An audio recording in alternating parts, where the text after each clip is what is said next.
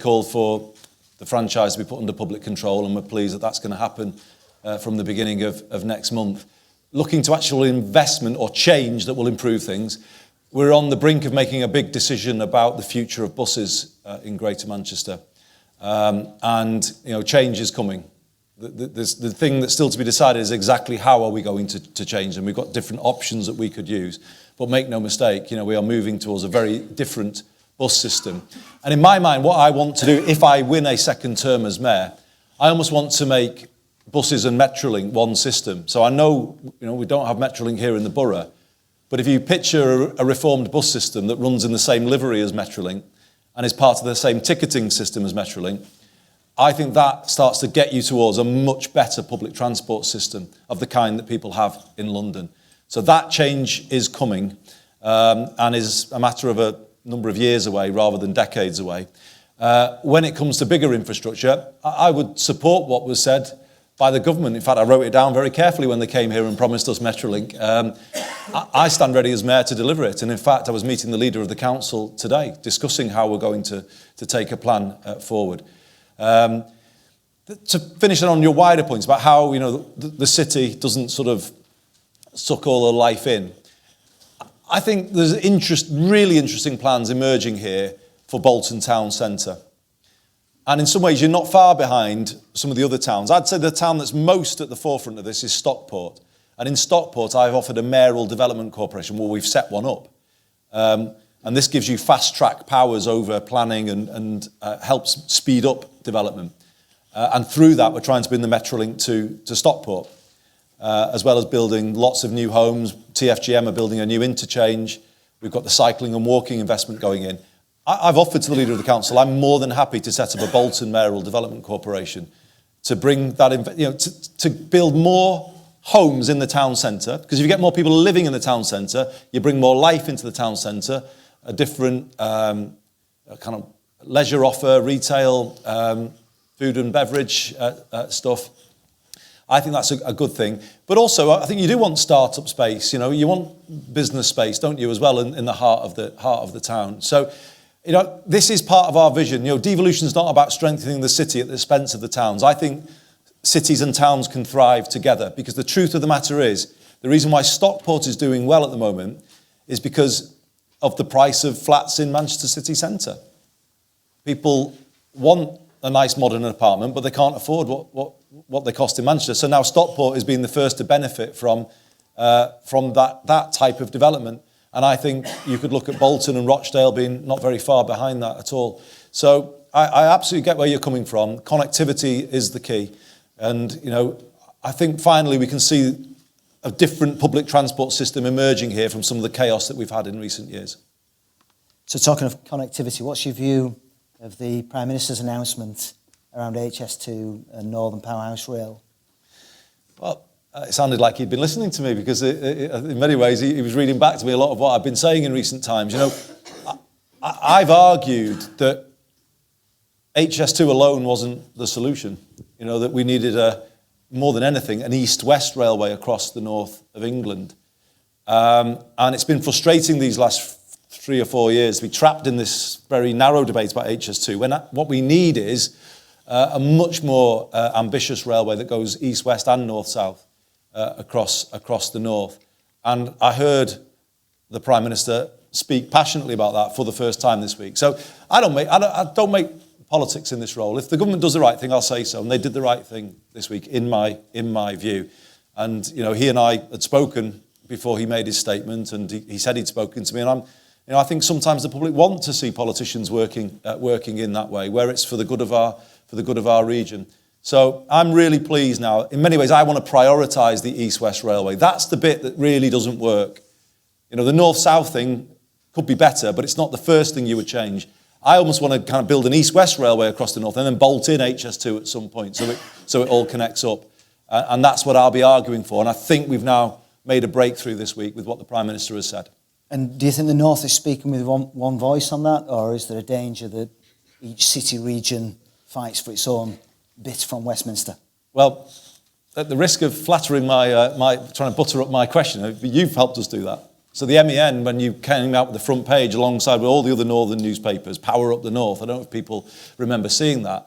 I think the impact of that was huge. Newspapers, politicians don't speak with one voice, but nor do newspapers. But now that we're starting to, changes start to happen, don't they?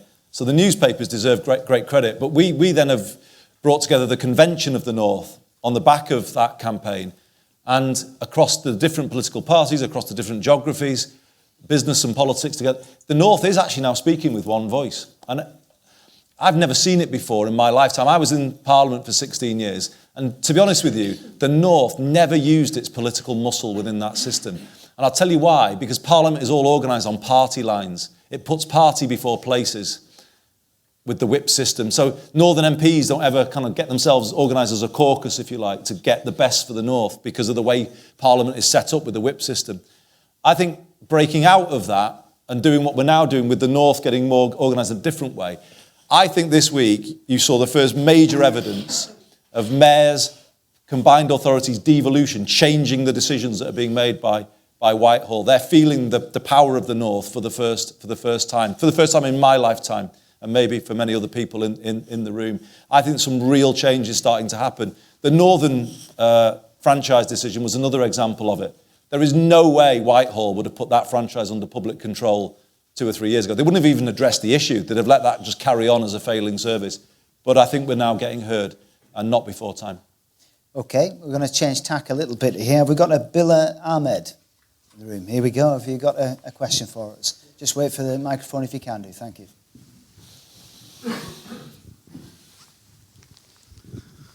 Hello, I'm Bill Ahmed from Homelessness UK.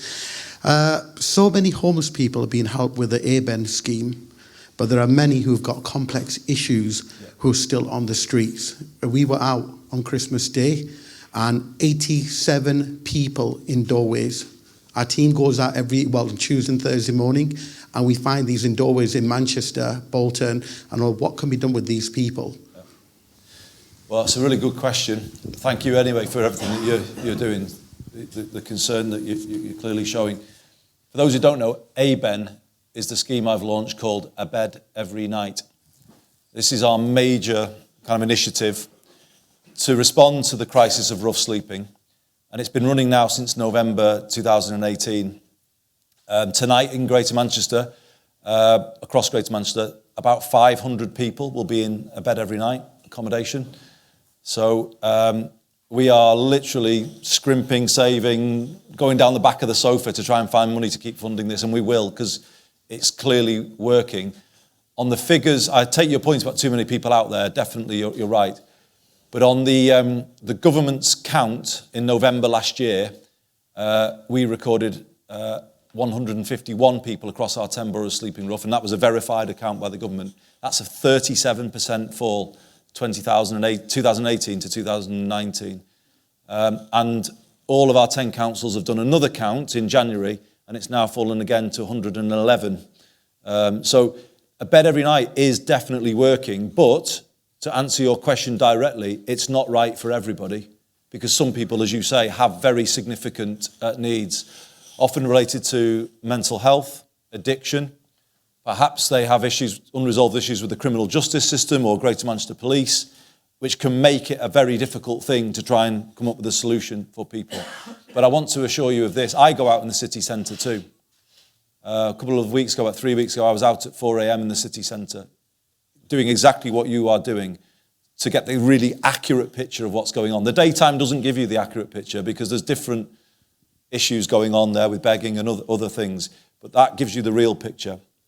And the message I've given to all of my team in the combined authority, but working with our 10 councils, GMP and others, is we want a names, not numbers approach. Individuals, these 9, we've got in GM now, 111 people, right, who are they? What is the issue? How can we help them? How can we get a solution, an individual solution to their complex needs? And that's the way we're going at it now. Bed Every Night is not right for many of them, because they would be in it if it was right for them. So we have got something else which is opening up. And to be fair, this is funded through a government pilot, and it's called Housing First. So basically, for those who don't know, that is a home plus wraparound support to try and help them sustain a tenancy. and we've got about 80 people in Housing First now in Greater Manchester with room to build it up to 400.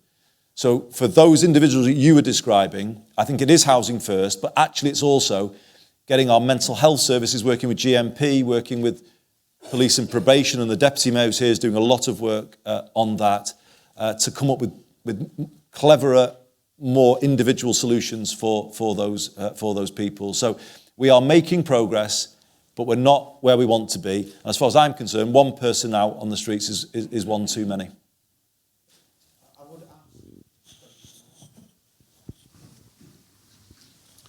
We're a grassroots organisation. We don't take funding or anything. Been running for about 10 years now. And we operate all over the Northwest. One thing that I will ask you is, please listen to those grassroots organisations. We really need to do it. Some of those are funded. They're going to give you figures. Some figures are inaccurate. We don't agree with them. Bolton are doing an absolutely amazing job. We work with the council. There's some really good schemes happening here in Bolton. But in other areas, we see that there are grassroots, organisations that work with those hidden homeless, which are not. They walk on average about 10 miles every day. Yeah, they get moved on. They've been pushed to the outskirts of town.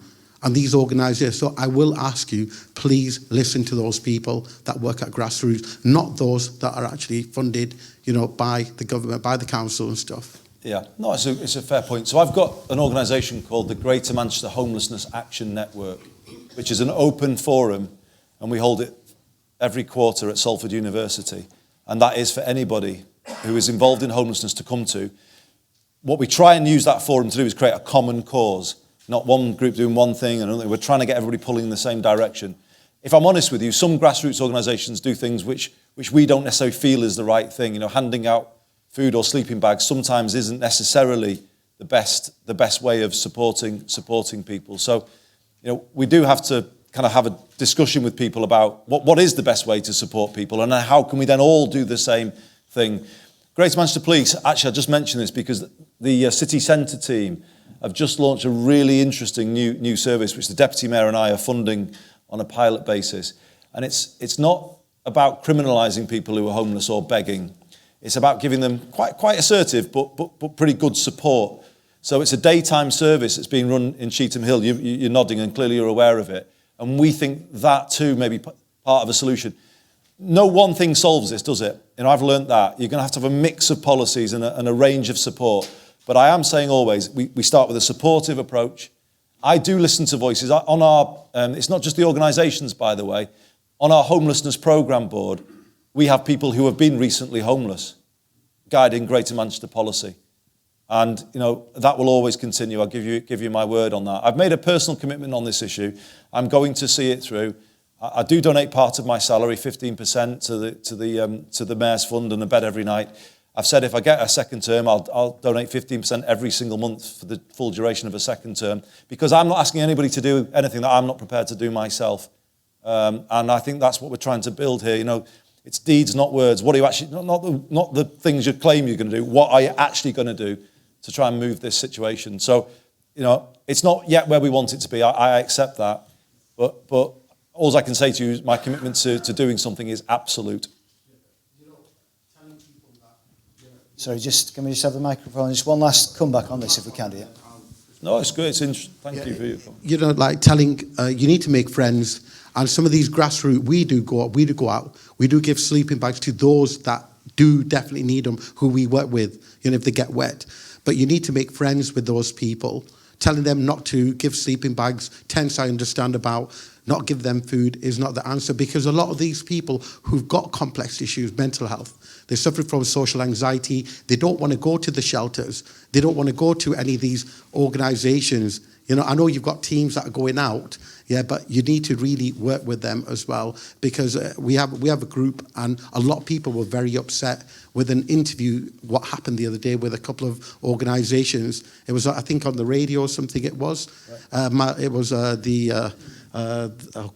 it was actually on the radio a few weeks ago, and quite a few of the organisations got very upset that they were having a dig at the grassroots organisations. I'm not having a dig, because I know it wasn't you. It wasn't you, sir. Sure. It was another couple of charities that actually did that. Okay, no, I wouldn't have a dig. I wouldn't have a dig at anyone. And actually, I do say this to some people some people have a really firm rule about nothing should ever be given out on the street. Well, I don't see it that way. Because if someone's out, they're out, and it's better they're in a dry sleeping bag than a wet one, isn't it? So I absolutely, let me really be clear about that. And a couple of years ago, we didn't have anything to offer people. So how could you blame those grassroots organisations? There was no alternatives for those people who were out there. So of course you should try and help people in the position that they're in, and I fully understand that. The change that's happened though in Greater Manchester, we now have routes for people. We now have places that we can offer that people go. And what we need to do is work with those grassroots organisations to help them signpost people to the support that we've got in place. So you're right, a conversation is what's needed.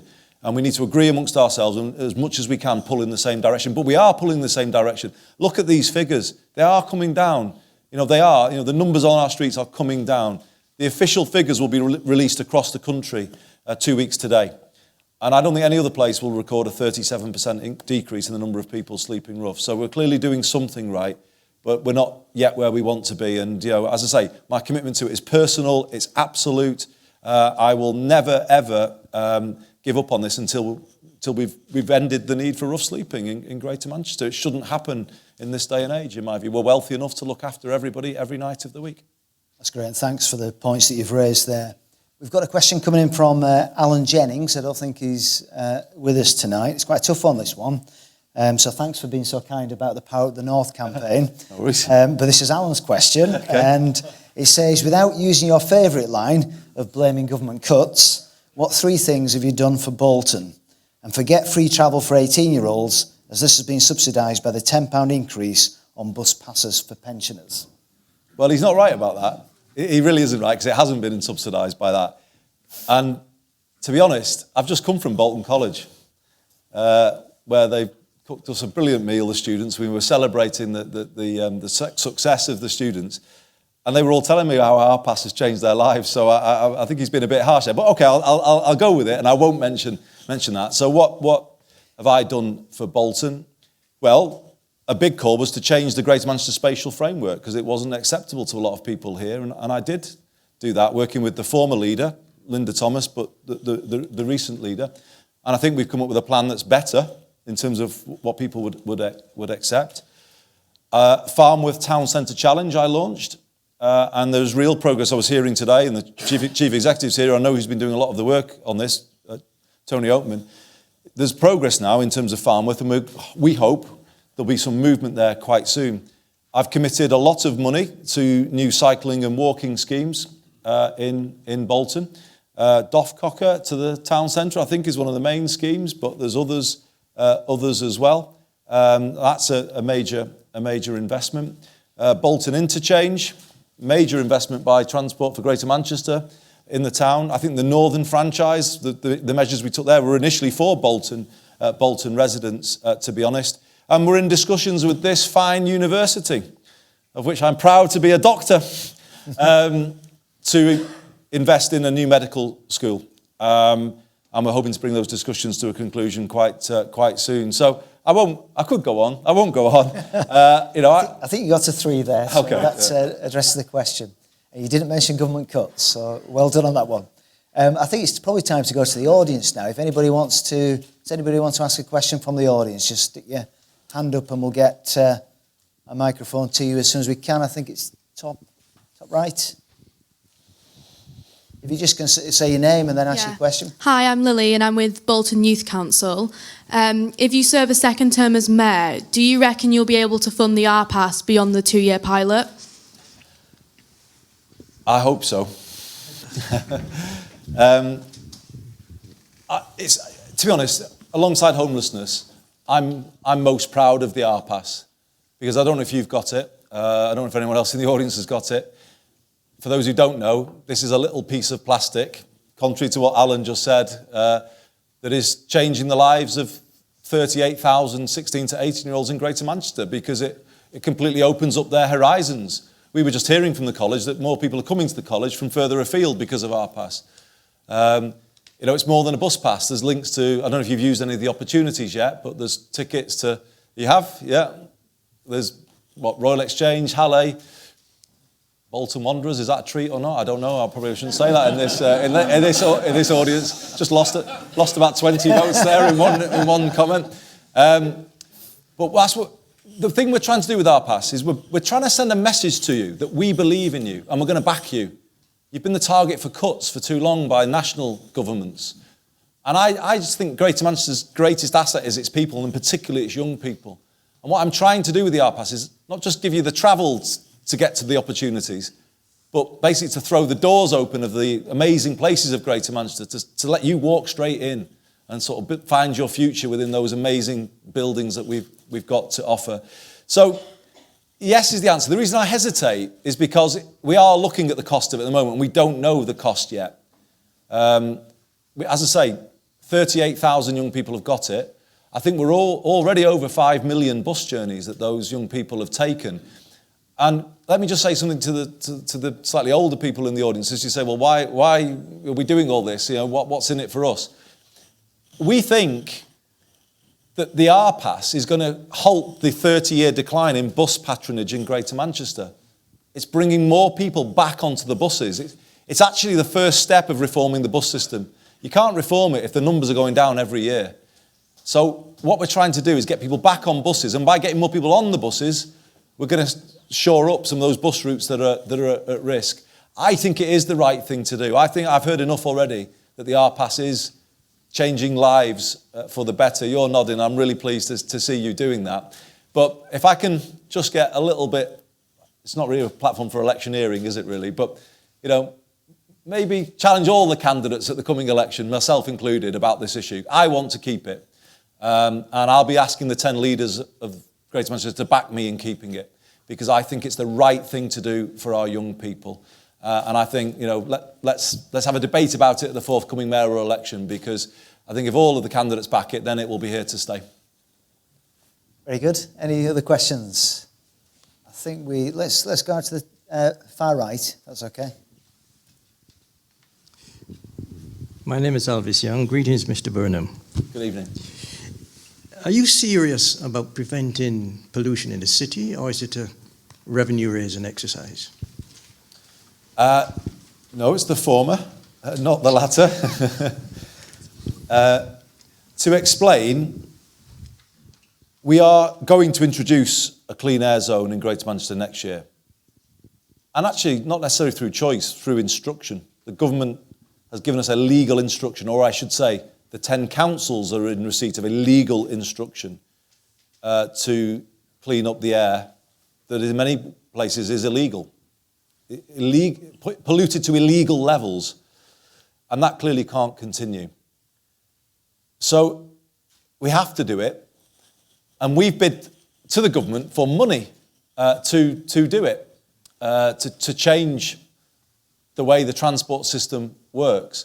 So we don't just want to penalise people, as you say. We want to help people move from a more polluting vehicle to a cleaner vehicle. So if you think about the taxi trade in this borough, there's lots of taxi drivers and companies registered in this borough. We don't want them to put people out of work or, you know, put any businesses at risk. We want to create a loan finance scheme where we help people move to cleaner taxis. And actually, often you get lower running costs. You know, when you're not paying for the diesel and petrol anymore and it's electric, it's much cheaper to run those vehicles. So I don't want to do it by penalising people. We've asked for money on the buses because, as I was saying to the lady before around changing the bus system, I want the buses to be all electric, like Metrolink. It really will be one system. When they're all in the same colour, they're all electric. Just some have rubber wheels on a road and some have steel wheels on a track. So this is the kind of change I want to see. But when we ask the government for money, and this is, I'm afraid, a government cuts point, I put a big bid in with the other 10 leaders for a clean bus fund, a clean lorry fund, a clean taxi fund, and a clean van fund so that we don't threaten any of our small businesses. The answer came back from central government: we will pay for the cameras on the roads to issue you your tickets, but we won't pay for anything else. And we are now in dispute with them about that. And to be fair, the current Prime Minister and Chancellor, although he's no longer the Chancellor, sadly, which I think is a bit of a shame because he was born in Greater Manchester. They've changed the tune from the one we were getting from Theresa May and Philip Hammond. They were the ones who were saying we'll pay for the cameras.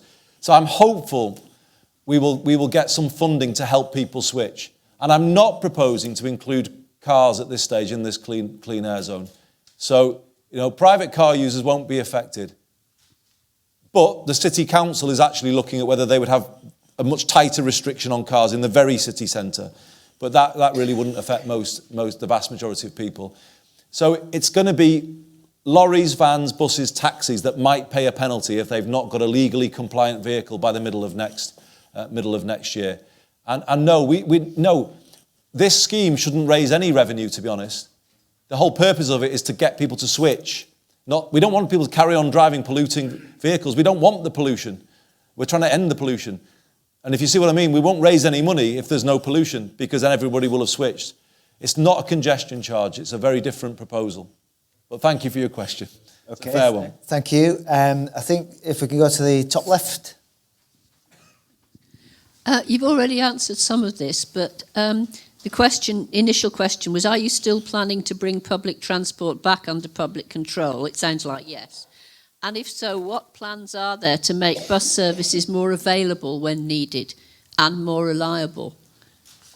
You've mentioned the traffic, it's going to be a problem, but I'd be interested to know what strategies you're thinking of. Yeah. We have a question online here as well. It's very similar to that, which is what is the latest information on bus deregulation? Yeah. So, Greater Manchester, when it was doing the devolution deal with George Osborne, made its top demand the power to re-regulate buses. We've had 30 years of deregulation, and it's been a disaster, in my view. Buses going where they want, charging what they want, chaos at times, and a poor service to the public. Overpriced as well. £4 for a single bus journey here, £1.50 in London. I'm going to keep using that statistic to keep shaming politicians in London, because it is shameful, that inequality that we've got in public transport. So Greater Manchester asked for the power, and we got the Bus Services Act, which came in 2017. George Osborne's top demand was an elected mayor. And the 10 leaders of Greater Manchester often remind me that they only tolerate me because they want the power to re-regulate the buses. But that's very nice. It makes you feel very welcome.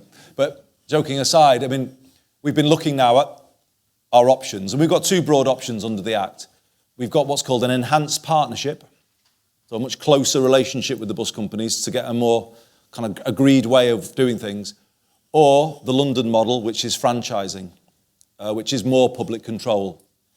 And Transport for Greater Manchester did a very big piece of work looking at what would we know what kind of bus system we want, and I described it again to the lady before the first question. TFGM have been considering, well, what route best gets us to what we want? And they concluded that was franchising. And what we've been doing in the last 6 months or so is consulting on that proposal. And people may have seen the Better Buses consultation. And we're now analysing all of the responses. So I haven't made my decision at this stage. I've got to listen to what the public were saying, the majority of whom supported TFGM's proposal, but we've had counter proposals in from the bus companies. And it's my legal duty, and it's probably what I should do, is give very detailed consideration to what they've said. Because for all of you as council taxpayers, if we can get everything we want without paying as much, well, I do have to look at that, and we do have to consider that. So that work is ongoing at the moment, but our aim is to come to a decision before we see the sort of effective closing down of the system before the mayoral election in May. So a decision is fairly imminent. Not imminent, it's coming quite soon. But there is more work to be done at this stage to look in detail at particularly what the bus companies have put in as a counter proposal. So that is as detailed an explanation as I can give you. But I come back to the point I said at the beginning, buses here are going to change. Please make no mistake about that. And I'm also in discussions with the government about support. So they promised in their manifesto a London-style bus system, which is, interestingly, the language that I've been using in recent years. But I've gone back to them now and said, OK, thank you, because we want that. But do you realise a London-style bus system requires London-scale subsidies of the kind that you enjoyed as Mayor of London, Mr. Prime Minister? So what was good enough for you in London is definitely going to be good enough for us here in the north now. So I'm in those discussions with the government, and I am asking them for subsidies worth, let's just say, tens of millions of pounds, so that I don't have to come to all of you in this room as council taxpayers to pay for the better bus system that we need. It's as accurate as I can give it to you and as up to date as I can give it to you. But I hope you see where we're up to. And yeah, we are on the cusp of a big decision. Okay, still on transport. Do we have an Andrew Fawcett? Here we go. I think you've got a question on transport. Andy, I'm fairly confident that the infrastructure is going to improve. I think one of the difficulties we have, and I'd include myself in this, is that we've got generations of people in the Northwest who are just simply wedded to their cars. Yeah. And how do we make it exciting and get people, because an awful lot of people just think buses are for those who haven't got a car. Yeah. And we've got to change that mindset, haven't we? You're absolutely right. I think that is the problem, but it's a product of our poor public transport, isn't it? But it's worse than that, if we're honest. We've been building for the car for how long? 30, 40, 50 years? And I mentioned the spatial framework in response to Alan's question before that I've changed. Well, that was another plan to build for the car. It was taking so much greenbelt on the big strategic roads that was just a recipe for more cars on the road. And the switch that I'm asking the boroughs to make is to do more in town centres, as David and Tony here are looking at doing through the work that they're doing in Bolton Town Centre. Stockport, 3,500 homes in Stockport Town Centre. Rochdale starting to do the same. You've got to start building more affordable homes linked to public transport. That, I think, is the vision. And the Farnworth Town Centre Challenge I mentioned, we're looking at more residential development there, and again, closer to the bus routes to public transport. So you're absolutely right. But I hope you can see what I'm sketching out here is a public transport system that is so reliable and trustworthy and accessible and affordable, crucially, that it makes public transport a completely different offer. This point about a cap over the different modes is the key, I think. So at the moment, if you get on a bus and then go and get on a tram, you pay each time as though you're a new customer to the system. And here you could spend 20, 30 pounds a day if you're going around public transport. In London, it's all capped. So you can't pay more than £10, no matter how many buses or tubes you go on.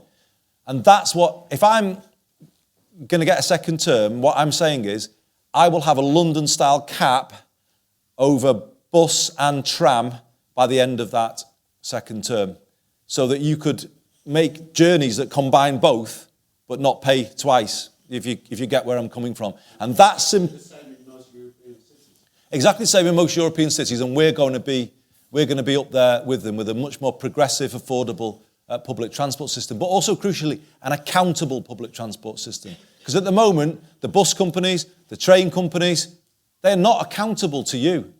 I mean, they're just not. They're paying themselves, telephone number salaries in the transport industry, some of them, without any accountability. And we saw that with Northern Rail. In time, I want to bring GM commuter rail under this system. So we really build it out as to a tram, bus, tram, train, and then the last one, cycling and walking. I made that my top priority when I became mayor, because for me, that's how you get transport investment into every single community at a grassroots level in Greater Manchester. And we've got Chris Boardman, who's developed an amazing plan, the B Network. I think the work we've done on that is about to pay dividends, because now the government is promising to put £5 billion into cycling provision. But as long as regions have properly worked out plans and are ready to go, well, we're the only ones with that. So I'm ready for a bit of that £5 billion pounds. So cycling and walking for the first mile, a reformed bus for the next bit, and then the tram into the city centre or GM rail. You see where I'm coming from? A very different public transport system that has a cap over what people can pay to use it, much more flexible, much more convenient, but crucially accountable to you through me. And if I don't deliver everything I'm saying, you can remove me and you can put someone in who will give you the transport system you deserve. that's where we're going. And it's a massive change and it can't come soon enough. Okay, I think we've got another question on the second row. If we just wait for a microphone.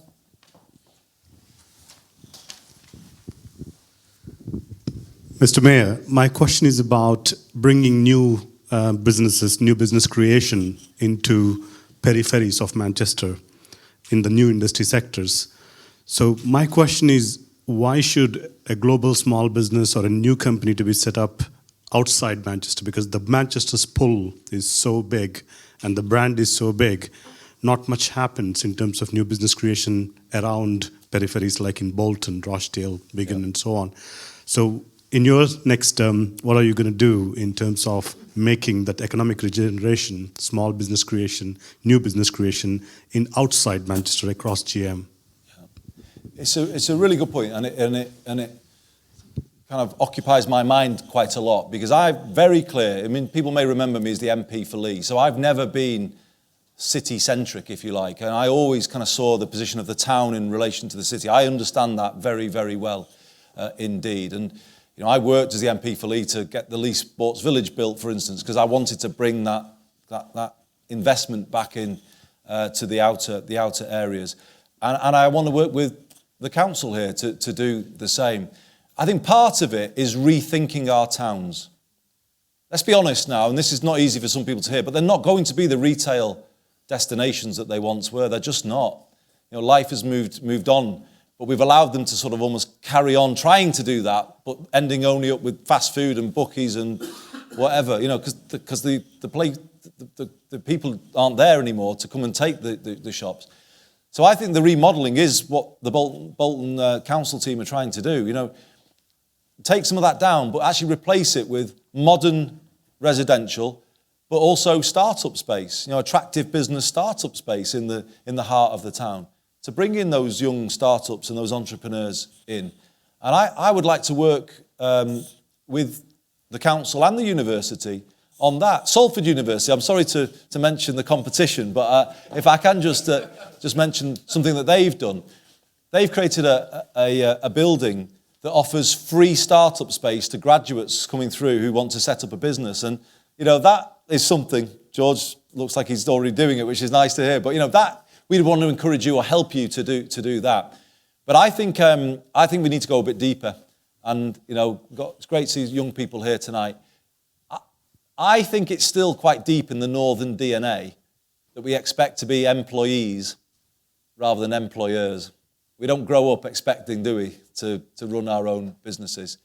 And I think we need to do a lot more to say to our young people, okay, university's one route, and apprenticeship's another route, but maybe run your own business as well. Because actually, why not? You should be thinking about that.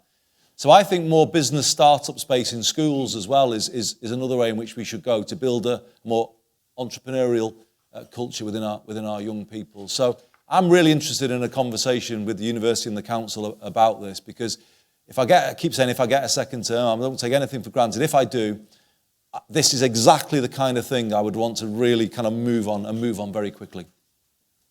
Okay, let's go back to the audience.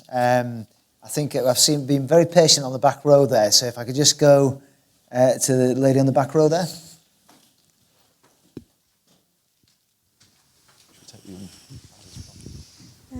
Good evening, Dr. Mr. Andy. I am Dr. Burnham. All right.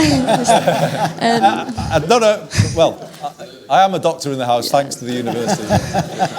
My name is Fabian. I'm from the Bolton Youth Council. I'm also a Bolton Youth MP candidate. And my question for you today is, what do you think you can provide for the youth in Greater Manchester for equal education? And what role do you think we can do as a community to help you in that role? Oh, great question. Thank you.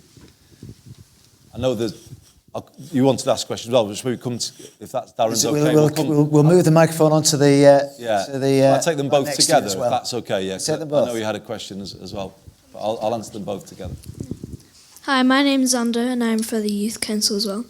If you do get your second term as mayor, what will you do to get more people to walk or cycle to school or any place really? Okay, brilliant. Thank you both of you for those questions, and amazing to see you here tonight actually, and clearly being involved in your community and on the Youth Council.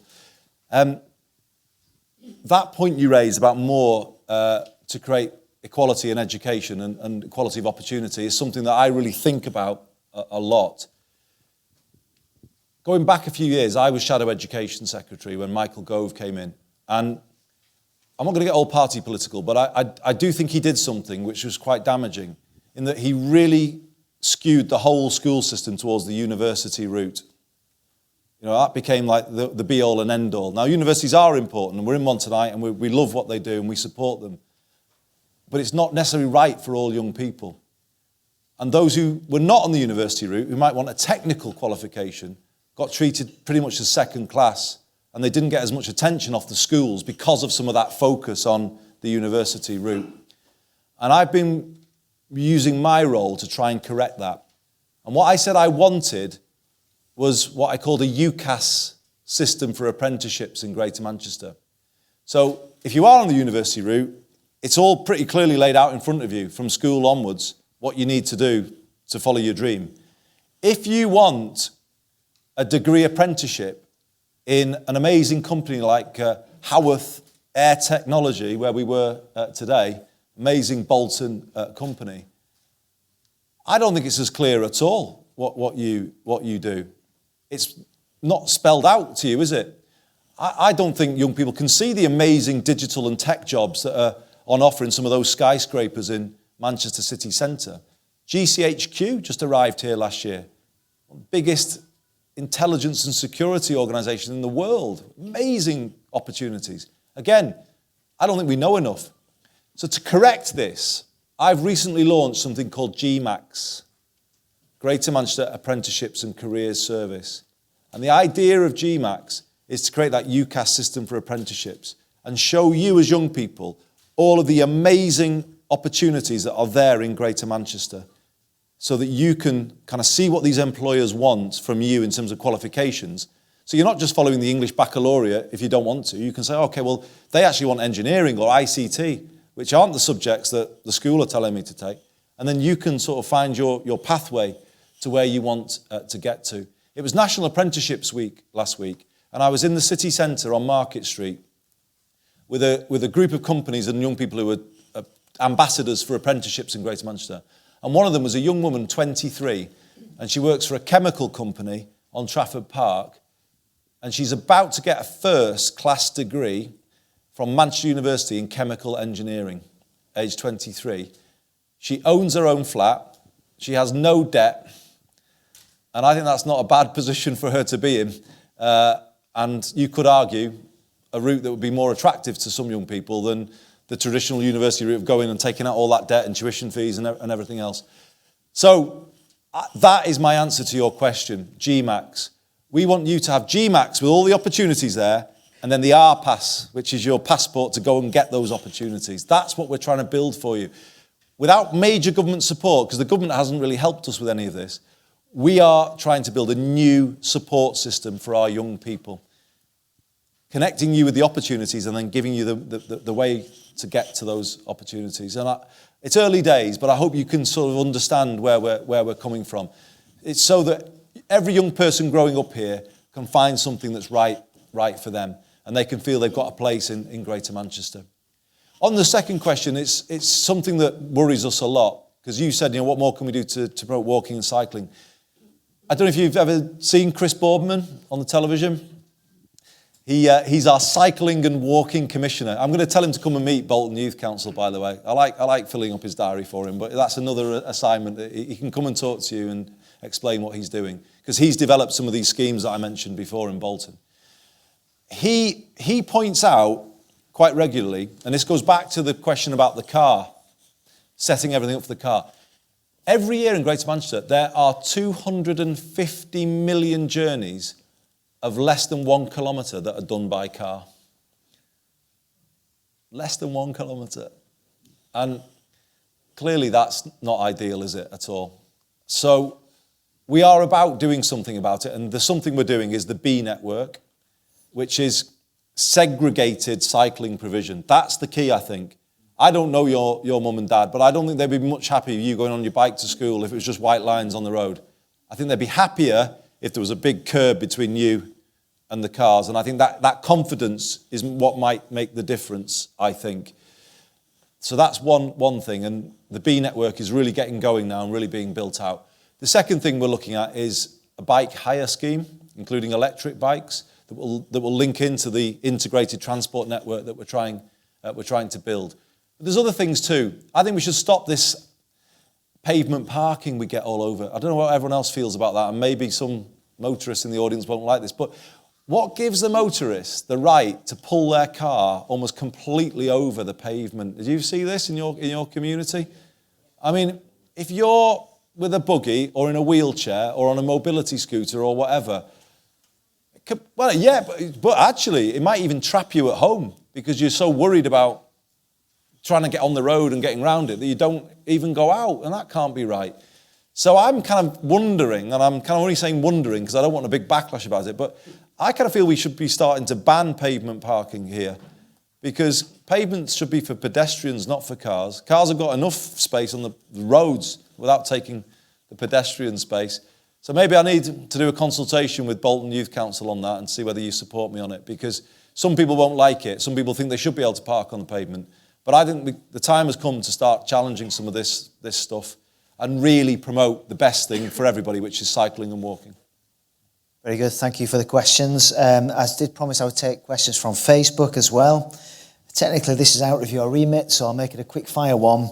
But Karina Rudd has asked, what's your opinion of smart motorways which have been proven to be unsafe?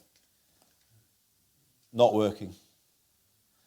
A lot of hassle has gone into these, isn't it? But I don't see the benefit. I don't know if I'm alone in that, but I don't know. It doesn't seem to me to be working. There's the safety angle as well, of course, isn't there? And that's been in the news.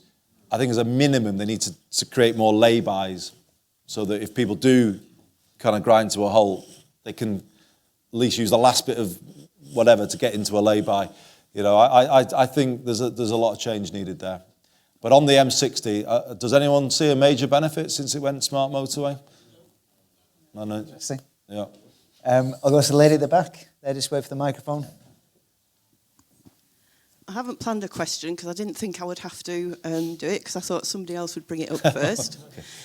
But I don't think anything that anybody has said in this room matters a jot compared to, and we've skirted around it with various things, compared to the environment. I think we're in a climate emergency. David Attenborough has told us we've got 10 years to sort it out. Doesn't matter about anything else if we don't save this planet. Greater Manchester have got a 5-year plan. Is it advisory? Can you make it mandatory? What are your plans for the environment? Because it's the most important issue, I think. Yeah. Oh, no, thank you. You're absolutely right. So I'll give you a sneak preview, if you like, of the manifesto that I'm developing. Well, I say I'm developing. We're doing it with a lot of consultation, and you are able to feed into that. We have an online suggestion portal, which we could give out the email address later towards the end if people are interested, because we do want to hear people's ideas. You're coming to Bury on Saturday, and maybe we'll get some ideas then. The overriding theme for the manifesto is this, or this is the thing that I think will be the main theme. Greater Manchester's got a plan to go 12 years ahead of the rest of the UK towards carbon neutrality, so 2038 as opposed to 2050. And the 5-year plan you mentioned is the acceleration in the next 5 years towards that. I think this challenge could be a social driver for change in other ways, where it could speed up good social change in other areas. So, for instance, as we've been discussing tonight, it could give you a better public transport system more quickly because you've gone more quickly to address the climate challenge than you would have otherwise had a better public transport system. I think it can give you better jobs for our young people more quickly, because green jobs will be jobs that have a future, won't they? If you're going to change the way we build homes. So we are proposing zero carbon homes by no new homes will be given planning permission unless they're zero carbon by 2028. So it can give you better jobs more quickly. I think it can improve people's health more quickly because of everything we've just been saying, that young man's question around cycling and walking. If you make these changes and you clean up the air more quickly, on the gentleman's question, again, you improve health. But it also comes to that point I was saying about the running costs of zero carbon homes or electric cars. They are dramatically lower than the running costs of traditionally heated homes or petrol and diesel. So actually, climate might not be a burden. It might be the way you get a more equal or fairer society, because you're cutting the costs. You know, those heating bills are disproportionately hard on families who don't have much money. So what I'm getting to is this manifesto, the central proposal will be 2038 as a driver for better transport, better jobs, healthier lives, cleaner air. And I think that's where the climate debate needs to go, rather than people saying, oh, I want to, having a very divisive debate about not being able to afford to make the change and it becoming very much a burden sort of conversation. So that's the proposal. And in our local industrial strategy agreed with the government, we have got 2038 slap bang in the middle of that. So I am waiting, and there's a budget coming soon, for substantial government backing now, the replacement to European funding, to go behind everything that I'm saying. So it's not just words and pipe dreams or whatever. I'm expecting significant government investment now, and that will go behind all of this. So I hope that answers things. I'll just give you one example. If we're going to become zero carbon, we will have to retrofit every single domestic property in Greater Manchester. And I am told that will need a workforce of 5,000 people. So why are we not going to George, and why are we not going to the college and saying now, can you start putting the courses on to train a generation of young people in the skills to retrofit our homes? And you know the thing, this is the final point. This is then the benefit of early adoption. So if Greater Manchester goes ahead of the rest of the country on this by being quicker and more ambitious, the generation of young people that have been trained in those skills will then be able to go around the rest of the country as it catches up. Do you see where I'm coming from? They'll have skills that will be valid for a lifetime as other areas catch up with Greater Manchester. So I think this makes a compelling sort of case for the next period of where Greater Manchester was going to do. I always say we led the first industrial revolution, but that took away our clean air and our green spaces. If we lead the fourth industrial revolution, we're going to show how we can give it all back. And that would be a great story for Greater Manchester. Okay, can I sit the lady in the middle here?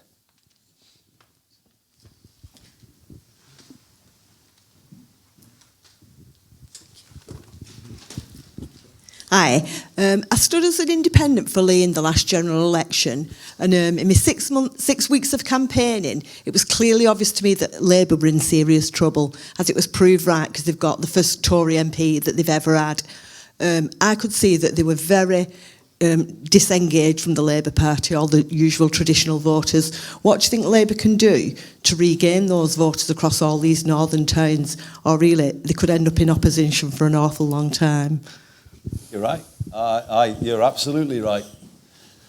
And I couldn't go round Morrison's in Lee without somebody telling me, you do realise we're not voting Labour, Andy, don't you? And I said, yeah, I'm picking that up by now. So it breaks my heart. I gave 16 years to Lee, and I'm sure some people won't think I got everything right, but I did give it everything. And I despair actually of what I'm afraid is a deeply London-centric Labour Party. It made its position on Brexit without any reference to what people in Lee were saying. That was one of the major things we felt totally ignored. Yeah. That democracy was being betrayed. I was on the Andrew Neil show last night. I don't know if you saw it, but I think I used the word disrespected. But I think they were. It was like they were being disrespected, ignored. And I heard the anger. And I'm not sure anyone who's standing to be the leader yet has Lisa and Andy to agree, but not. I don't think any of them has really embraced what needs to change here. See, I was warning about these things when I lost to Corbyn in 2015. I was saying this, that Labour had to come out of the Westminster bubble, it had to get back in touch with people. And in some ways, I think because the earthquake of Brexit hadn't happened, I don't think people could quite see what I was saying. But I don't always like saying I told you so, but in this case, I think I can say I told you so, because they are now. This is what I feared would happen.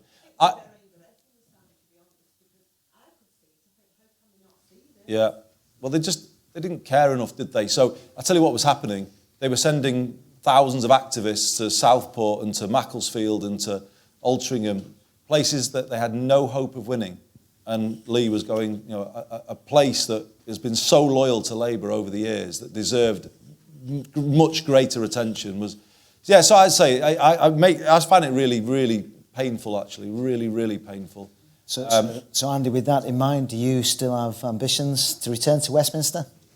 Well, I'm sorry to disappoint everybody, but I'm standing for a second term as Mayor of Greater Manchester. I ain't rushing back there anytime soon. I don't fancy. I'm actually enjoying being out of it, and I think what we're creating here is about the reform. You're talking about how do they get back in touch. I think what we're doing tonight is part of that a little bit, coming at things a different way, promoting the North in a different way. That I think speaks to people more directly and in a more relevant way than all the point scoring and the nonsense of Westminster, if I'm honest. I got out of it and I'm not missing it, actually, because it doesn't... Listening to people, that's what you want to go listen to. It is exactly about that. So in terms of the leadership candidates now, you support with Lisa and Andy? I haven't declared, and I've not decided, and I've actually sent them a letter. To be honest, I've been doing these things, and Darren, you did one of these things with me. We've been working hard in Greater Manchester for the last 3 years, pulling together on various things. Homelessness we've talked about, and we've got a big reduction there. The ARPUs, fantastic to hear the young people talking about it. And other things as well. But I feel like I've been invisible to the Labour Party. I don't get invited to speak at annual conference. I never get mentioned at the dispatch box. The Tories are forever going on about Andy Street this, Andy Street that. I'm like, hello? Well, and this is the problem. They're so London-centric, top-down, stuck in their own little bubble that they don't see it and they're not connected. And I think renewal comes a bit more bottom-up than just changing the names in the centre. Lisa's done very well in the contest. Keir Starmer is somebody with an incredible authority and track record. But I've said to them, what are you as if you're leader, will you, number one, recognise mayors at the conference, give us some nomination rights? We have no formal role in this leadership election. So it's like the party's disowned us, really. That was a Tory creation, the devolution, therefore we're not interested. That's what gets politics a bad name. So Labour needs root and branch reform, and I don't think anyone yet, in my view, has fully spoken to the depth of the change that it needs. So I can't, at the moment in time, say to you that there's an easy or quick way back. It's a long road back. But the road back begins here, and put your money where your mouth is here. I feel I'm trying to do that.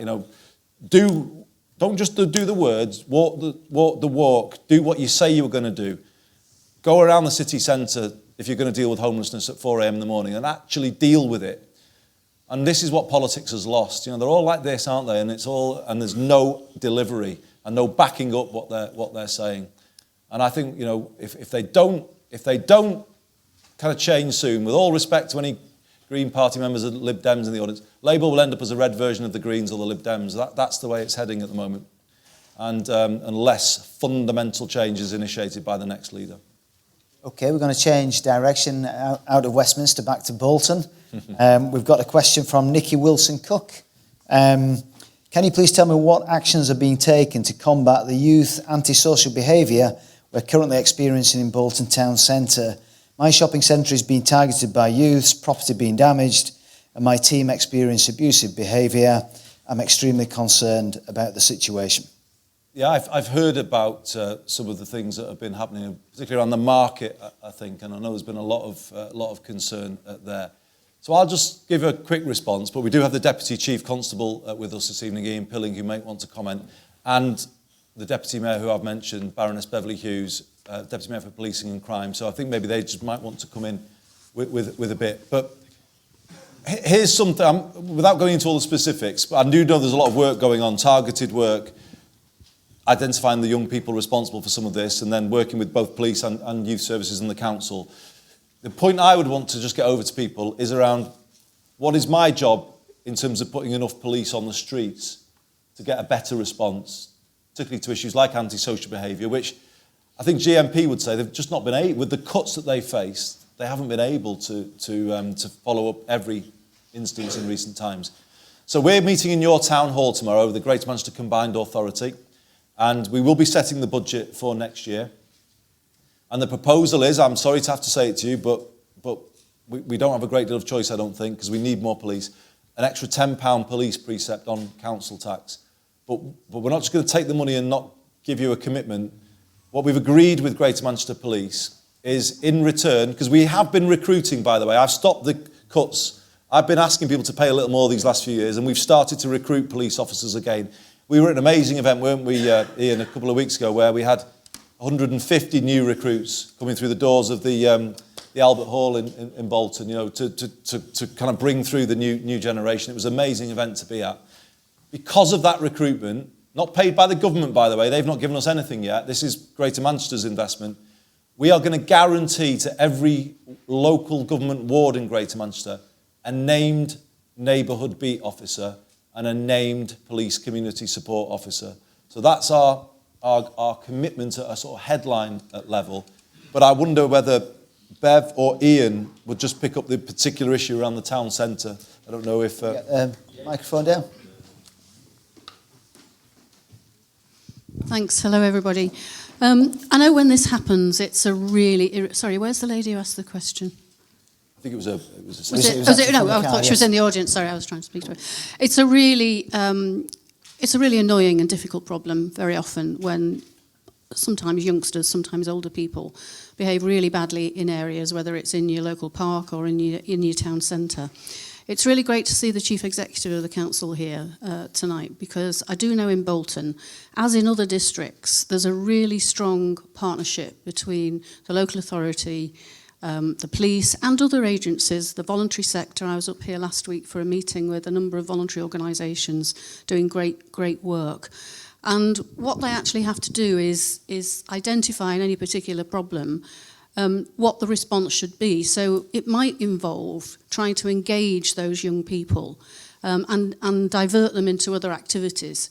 For those young people who are persistent, they need to be taken out of that situation, and those partnerships have a number of powers they can use, orders they can apply to disrupt their behaviour and to take them out of the situation, to prevent them from going there. It involves working with schools, but it also involves, and I will say this to this lady with the shopping centre, owners of property, whether it's us as householders or businesses, have to be part of that partnership, because you have to strengthen your resilience to that kind of behaviour as much as you can. It isn't the case that the police can just wing in and solve the problem because it'll come back. To get a sustainable solution, the police and the local authorities need to work together, as they are doing, but with the owners of the town centre, with householders if it's happening in a local area. And that's what they are doing. There are specific operations here in Bolton in relation to shoplifting and burglary of commercial premises in the town centre, also in relation to personal robberies, so the police do identify when specific concentrated action needs to take place, and as I say, that is happening now in Bolton in response to some of these issues. I'll just let Ian give some of the detail, if that's okay. Thanks, Yeah, thanks. My name's Ian Pilling. I'm the Deputy Chief Constable from Greater Manchester Police. And when I spoke to the local superintendent before I came here tonight and said what sort of issues will come up, this was one that he mentioned. So clearly it's at the top of his agenda, as it is, you know, for a lot of people that have raised that. I don't use the cuts as an excuse. But bottom line is, you know, we have lost 2,000 officers in Greater Manchester over the last 10 years. That's about a quarter of our workforce. And as Andy said, recently we've started to be able to put some back in, but the majority of those haven't been recruited yet or are actually still in training. So what it means is that we haven't got the same number of bodies that we had 10 years ago. And whereas, you know, 10 years ago there might have been a few officers in Bolton Town Centre most days, we just simply can't do that anymore. We've got to be much more targeted and work much more smartly. So we are aware it's a problem. We're trying to do more with the shopping centre.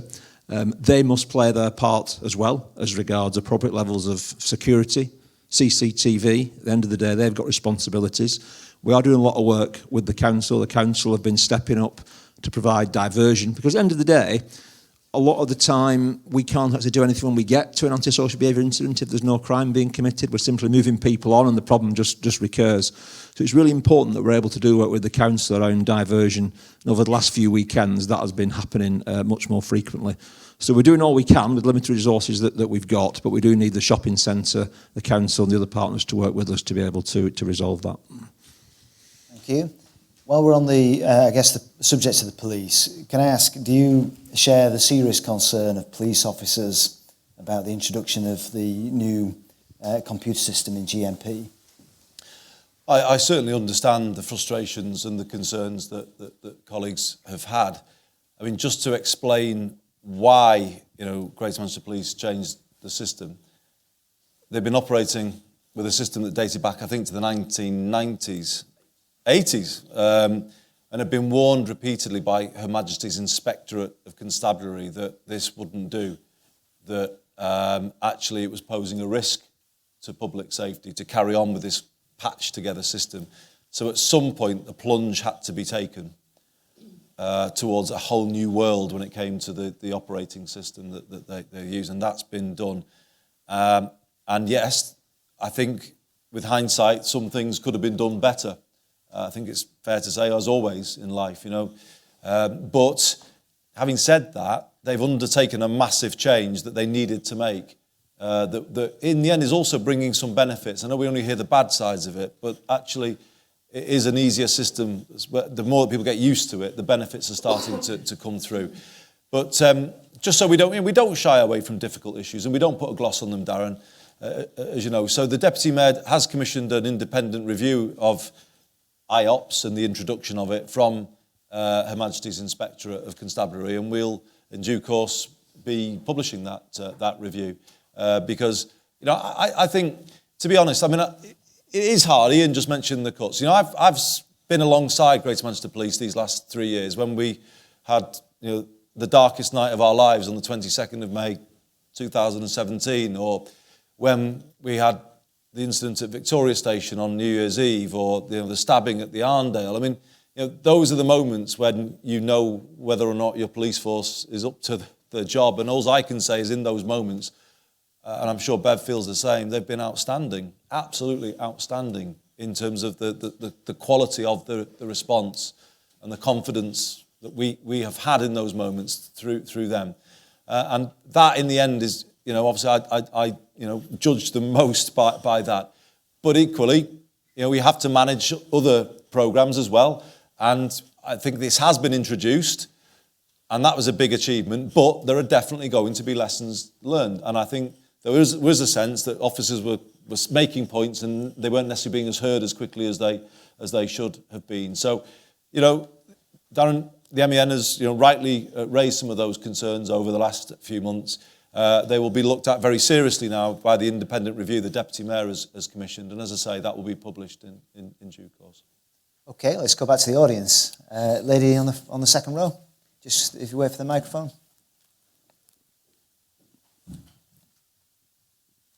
I just wanted to know what your plans are around knife crime. So, yeah, it's a massive issue. And we've just been at Bolton Lads and Girls Club just now talking to some young people about that very issue. And it's a major concern, isn't it? I don't know. I've just been interested to hear from many of our young people as to why they think, are more knives being carried by young people? There's a few nods there. There was no doubt about that. And then I guess, if so, why? Lack of education? Yeah.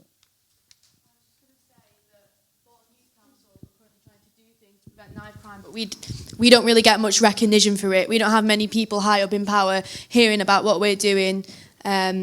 We try our best to get funding on our own, and it would be brilliant because there's many youth organisations who are worried about knife crime and trying to do something. It'd be great if we could get some recognition from people like you. Yeah, absolutely. Well, you can. I'll give it tonight. I thank you for what you're doing. I just heard some of it just now from some young people at Bolton Lads and Girls Club, and there's other brilliant organisations in this town. Explode are a brilliant organisation working with young people that are trying to educate young people. And I think we've cut support way too much for youth organisations in recent times, and I think we're kind of picking up the results of that, aren't we now? By taking away opportunities. The ARPUs is trying to put a bit of this back in, but I realise that on its own it's not a solution. So the Deputy Mayor and I are looking at what we would call a community-led response to this issue. We have had a request for school-based police officers. Now, I don't know, there's different views about that, but we're minded to sort of go with those schools that want them, because that can bring intelligence back in from that level to be able to better target those who may be carrying them. A very controversial issue was stop and search, and I know certain communities feel that that is used disproportionately against them. But it is a tool that if more people are carrying knives, I think we have to accept that therefore more needs to be done to apprehend those knives. But it needs to be done in a way that is absolutely not discriminatory. And I know there are real worries about that, so we keep a very, very careful watch. Although the use of some stop and search powers has actually had a beneficial impact on knife crime in the statistics that we've looked at. So, complicated issue. I wonder whether some young people are starting to carry knives through fear, because they see what's going on social media and they think, oh, I'm at risk here. And we've got to somehow break that cycle, I think. But it's a massive question. And I think it also is about more mental health support for our young people. We've run a programme called Mentally Healthy Schools in the last few years. And I think it's really been helping to kind of support young people in different ways and deal with some of that fear and anxiety that some of them may have. Should we let the young Yeah, we're into the last 10 minutes now, so I can ask just for quick comments and quick fire answers. The lad at the back, if we can just get a microphone in there.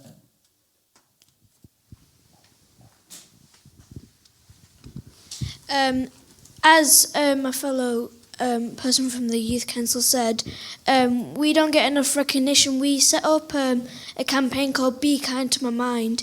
We've got a website and we're trying to relaunch it, where we're trying to make young people aware of like mental health and how they can get support of it. Well, it's amazing what you're doing. And it's fantastic the way you've put your points over tonight. So can I make you an offer that I'll come and meet the Bolton Youth Council and hear about those initiatives? Maybe if the Deputy Mayor's available, might come with me, and we'll see if we can give you some recognition and possibly even some funding. I don't know. Let's have a look at what you're doing, and we'll see if you can get the recognition that you're rightly calling for. Brilliant. Thanks for those comments. We're into the last 10 minutes, so we're going to go a bit quick fire. I'll come to the audience in a second, but we've got Emma on Twitter who has asked, Andy, you've spoken in the past about paying off the tuition fees of nursing graduates if they're pledged to work in GM-NHS. Is there any progress with this or plans to implement it?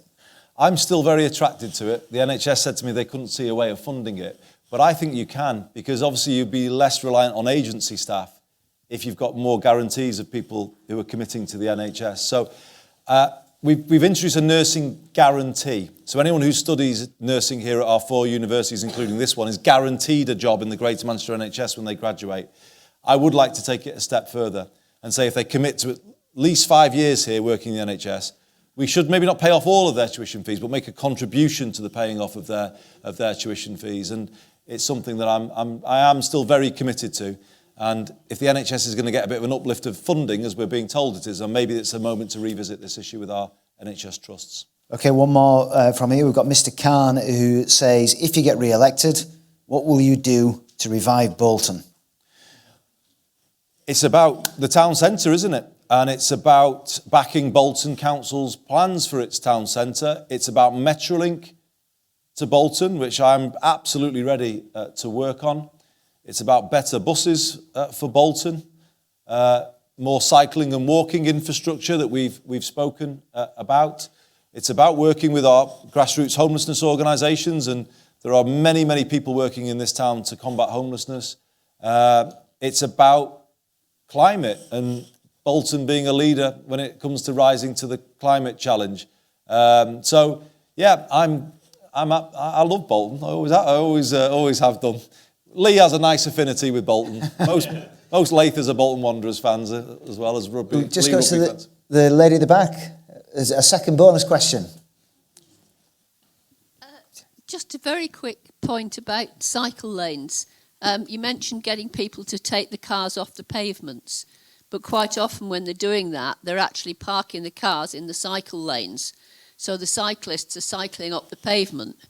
I'm just thinking, what about putting cycle lanes on pavements and making the pavements a bit bigger rather than having them in the road? It's just a thought. I don't know.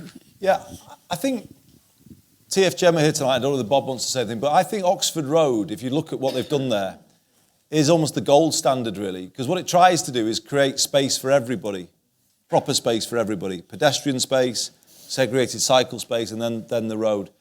And I think that probably is the ideal way to go, rather than mixing the two too much and creating potential conflicts between the different road users. We need streets for all, and we haven't got them at the moment.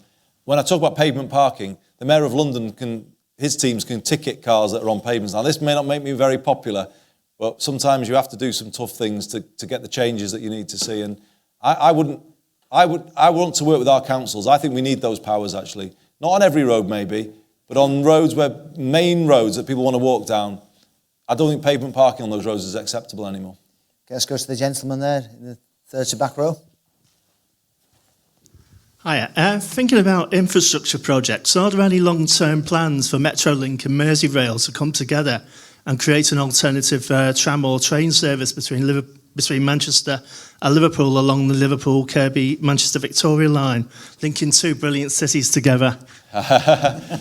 Yeah, well, I do talk to my counterpart, as you know, Mr. Rotherham, and we get along very well because we're great friends. But I always tell him that, it'll be fine as long as he agrees with Greater Manchester. And at the moment he doesn't, we're going to build a wall between Wigan and St Helens and make him pay for it, and that'll be interesting. Well,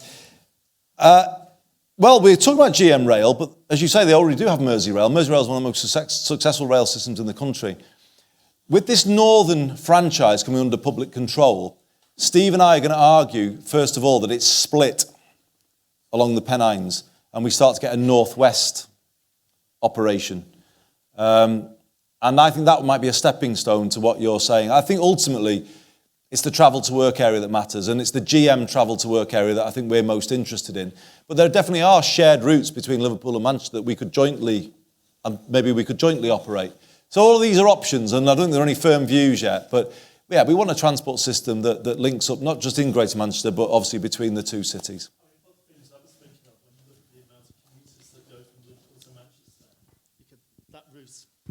When you look at the amount of the volume of commuters that go from Liverpool to Manchester, you could, if you built an alternative route there, or perhaps along the A580, you could lift a hell of a lot of cars off the road there and get people using the trams and the trains, and it would be a lot cleaner for the environment as well. If it gets me to Goodison Park more quickly, I'm all in favour of that, but I'm not sure I should admit that as the Mayor of Greater Manchester. That's another few votes lost, I think. So is it Liverpool ahead of Leeds then, yes?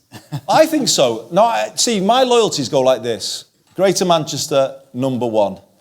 Northwest of England, number 2. North of England, number 3.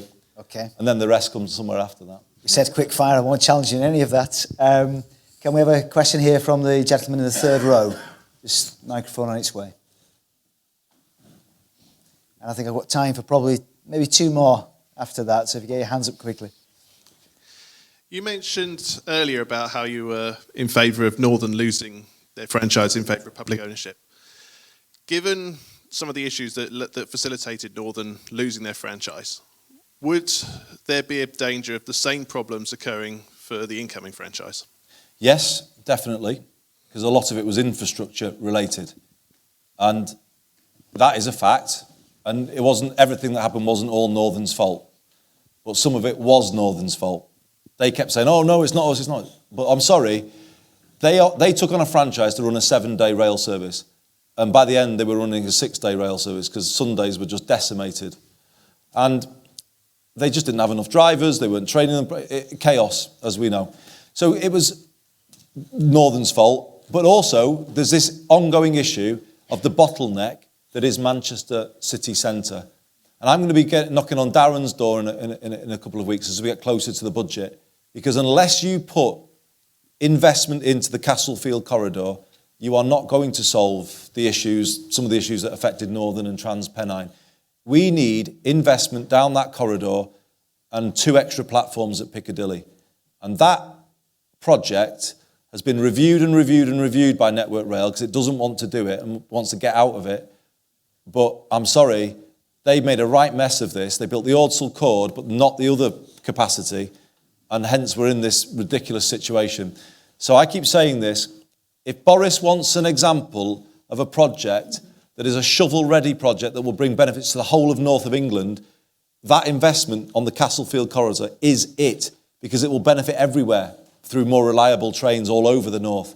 And all of the orders are in place, and we need a bit of a campaign now running into the budget, Darren, if you're up for this, to force that is the first thing that you would do to get the transport system of the north back to a reasonable state. Because if you go down that corridor, if you stand on platforms 13 and 14 at Piccadilly, my God, you are close to the yellow line at times because of the sheer volume of people on those platforms. And the trains are like tubes, aren't they? They're coming in one after another. And if one has a problem, they're all delayed. It's absolutely disgraceful. And we need a bit of a campaign now to force the government to make that their first investment in northern rail infrastructure. Yeah, you'll definitely get our support on that one. Thank you. Sure. I think we've got time for about one final quick fire question. The gentleman there on the third row. Hi, Andy. We talked about a lot of things, but can you say a bit about the social care funding? And there are two elements to that. It's about, the green paper you produced 10 years ago about the social care funding for residential homes and how to fund that. And the other one is about integration between health and social care. What are you doing in Greater Manchester and any progress you have made? Yeah, thank you. Really important topic to finish on. I mentioned earlier I was Health Secretary 10 years ago. And 10 years ago, I did propose full integration of social care with the NHS. NHS social care provided on NHS terms, free at the point of use. And actually, only when you fund these two systems the same can they fully integrate. Because at the moment, one's means tested, one's free. They don't speak the same language, so they can't really integrate. And I will make this case for as long as I live. We won't have a 21st century ready NHS until it supports people with dementia as well as it currently treats cancer. But at the moment, it doesn't do that. It punishes people who are unfortunate enough to get dementia. They lose everything, their dignity, their home, their savings, their pension, everything gets robbed by that terrible, debilitating condition. And I remain of the view that you want a social care system funded through national taxation that gives everybody peace of mind in later life and doesn't leave them at risk of losing everything. Social care in this country is almost as unfair as US healthcare. It's the more unfortunate you are, the more you end up paying.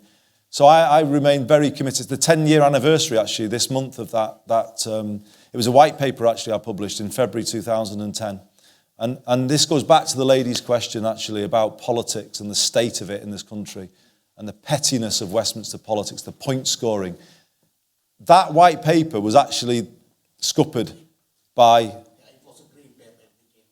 That's right. But we had talks ongoing between the parties, and the Conservatives turned it into an election poster. They scored points rather than solve the issue. But I'm not making any great play about that because Labour did it a few years later with Theresa May in. So they're both as bad as each other on this, as far as I'm concerned. And actually, Labour never fully backed my plan, and they should have done. So that goes to the heart of this issue of why you all get so frustrated with politics, because they put point scoring ahead of problem solving. And on this issue, it's frankly scandalous. How many people have sold their homes in the 10 years since I published that white paper? And that is shameful. That's a shameful stain on the record of all politicians in Westminster, in my view. We are doing some things here to integrate health and social care. We have actually had an improvement in our care homes and our domiciliary care since devolution. We've got rid of the 15-minute visit culture. We don't routinely commission those across any of our 10 boroughs now, as far as I know. But it's modest steps towards a more integrated system.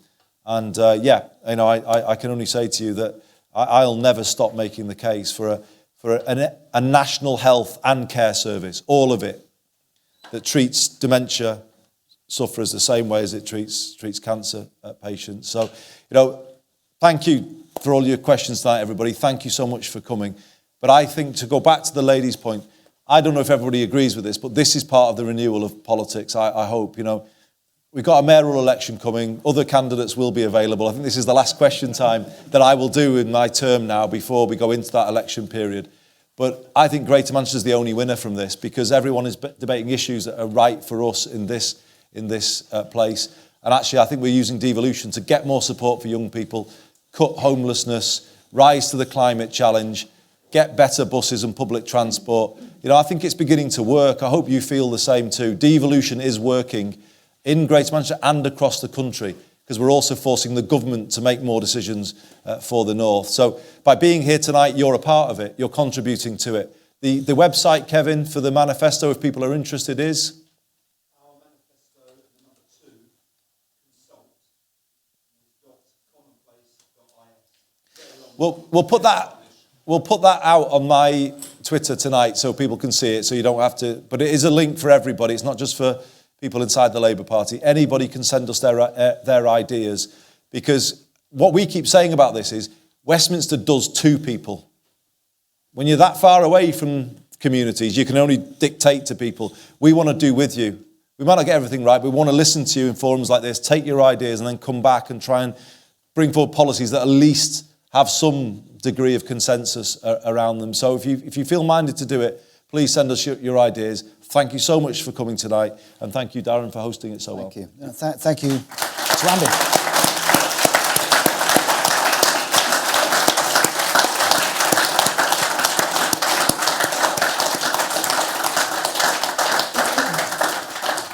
Thank you so much for your time, and you can watch it all again now on Andy's Twitter feed. Thank you very much. Cheers, mate. Thanks a lot. Cheers.